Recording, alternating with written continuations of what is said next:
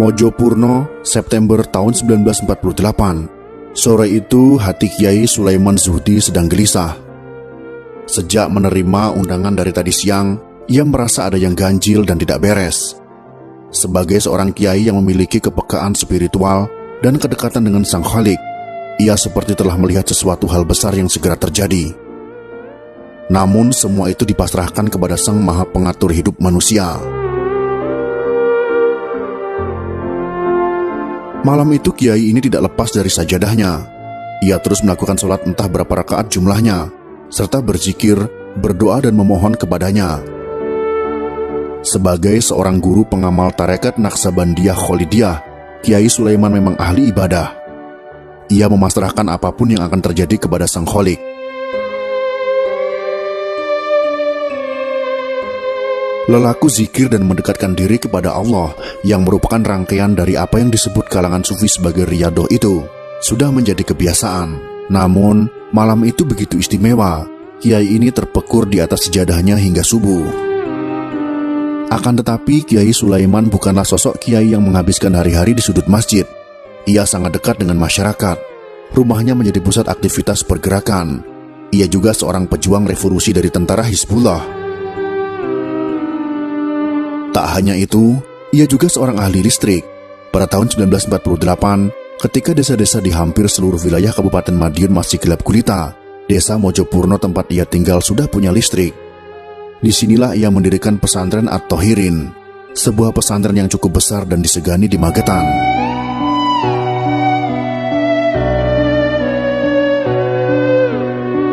Pagi pun akhirnya datang.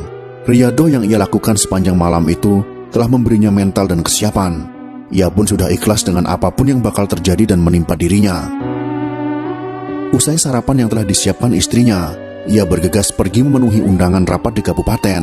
Tak lupa ia titip pesan kepada pembantu yang merawat anaknya, Ahyul Umam, baik-baik yang masih berumur 2 tahun. Sampai di tempat tujuan, tidak ada rapat. Beberapa orang PKI telah menyambutnya dengan sepasukan tentara FDR. Rupanya di situ juga sudah banyak para tokoh yang dikecoh oleh undangan bohong itu. Bersama ratusan tokoh dan para santri dari berbagai daerah lainnya, digiring ke pabrik gula Gorang-Gareng. Mereka dikumpulkan di loji atau gedung di pabrik itu. Apa yang terjadi setelah itu? Ratusan orang yang sudah dikumpulkan di loji itu diberondong senapan mesin.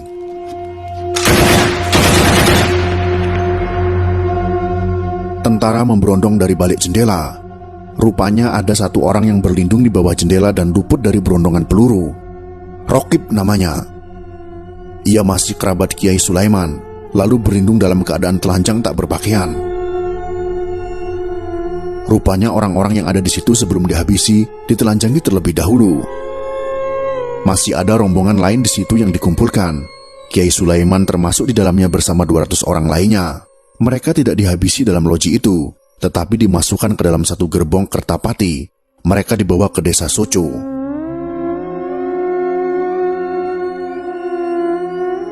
Ternyata di tempat ini sudah menunggu 2 sumur tua. Kiai Sulaiman bersama 200 orang lainnya dikubur hidup-hidup dan dihujani bebatuan dan batu kapur. Namun, kiai ini tidak langsung mati. Warga desa Soco mendengar suara zikir La ilaha illallah bergema berulang-ulang. Namun, mereka tidak tahu di mana asal suara zikir itu berasal, dan suara zikir itu masih didengar para warga selama 7 hari. Keluarga besar pesantren di Mojopurno itu berduka. Lebih sedih lagi manakala kiai mereka belum juga ditemukan. Lokasi pembantaian itu memang sangat dirahasiakan oleh PKI. Masyarakat dan para santri sudah putus asa mencari-cari. Allah Maha Besar dan Maha Tahu akan senantiasa memberikan petunjuk dan memberikan pertolongan kepada hamba-hambanya dengan cara yang tidak diduga. Lokasi pembantaian itu akhirnya diketahui 100 hari kemudian. Ini gara-gara ada seorang anggota tentara FDR yang kesurupan dan mengigau bahwa ia ikut melakukan pembantaian di sumur Soco.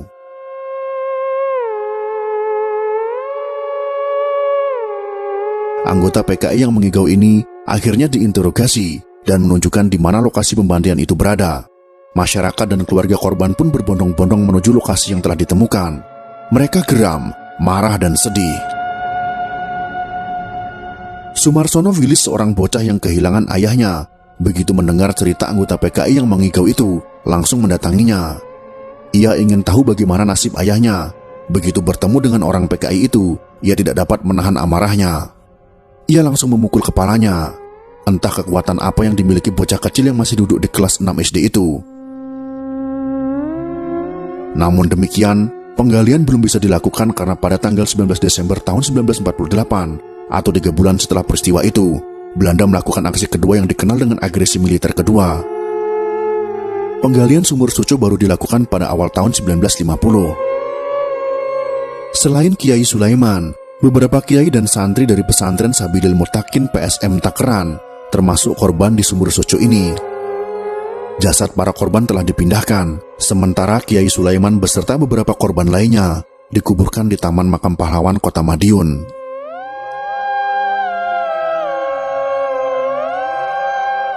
Di lokasi sumur itu, saat ini berdiri tegak monumen yang bertuliskan, "Tempat mati syahid para pahlawan korban pemberontakan PKI Madiun tahun 1948. Di sebelahnya terdapat marmer bertuliskan daftar nama-nama korban. Tidak jauh dari monumen ini juga terdapat gerbong kereta Kertapati yang dahulu digunakan untuk mengangkut para korban.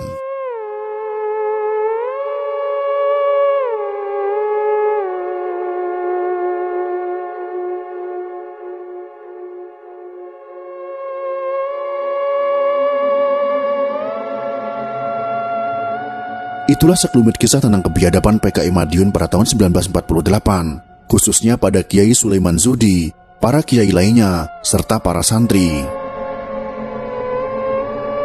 Semoga video ini bisa menjadi pengingat bagi generasi penerus bangsa ini tentang bahaya komunisme. Jika kalian suka dengan video ini, silakan berikan jempol ke atas. Dan jika kalian menganggap video ini bermanfaat, maka bagikanlah untuk teman-teman Anda yang lain. Terima kasih sudah menonton.